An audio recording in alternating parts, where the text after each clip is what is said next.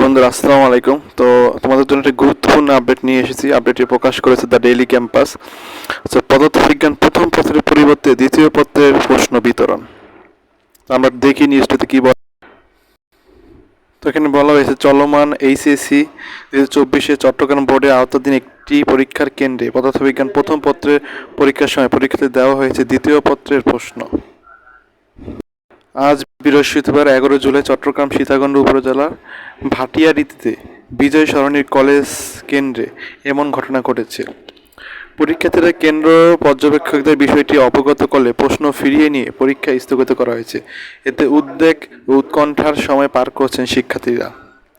বিষয়টিতে নিশ্চিত করে চট্টগ্রাম মাধ্যমিক উচ্চ মাধ্যমিক শিক্ষা বোর্ডের চেয়ারম্যান অধ্যাপক রেজাউল করিম বলেন, পরীক্ষার প্রশ্ন বিতরণের দায়িত্ব জেলা প্রশাসকের, আর দেখে শুনে প্রতিদিন সকালে প্রশ্ন নিয়ে যাওয়ার দায়িত্ব কেন্দ্র সচিবের।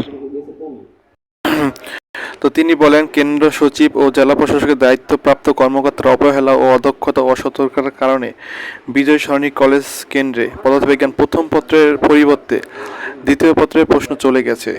বিষয়টি জানতে পেরে তাৎক্ষণিক ব্যবস্থা নেওয়া হয়েছে। প্রশ্ন পরিবর্তন করে পরীক্ষা নেওয়ার ব্যবস্থা করা হচ্ছে। সময় সমন্বয় করে আজকেই পরীক্ষা নেওয়া হবে।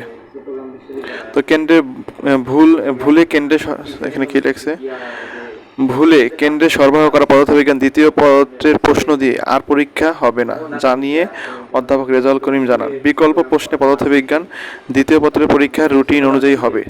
তাই এমন ভুলের জন্য বিষয়টি তদন্ত করে ব্যবস্থা নেওয়া হবে জানিয়েছেন বোর্ডের চেয়ারম্যান।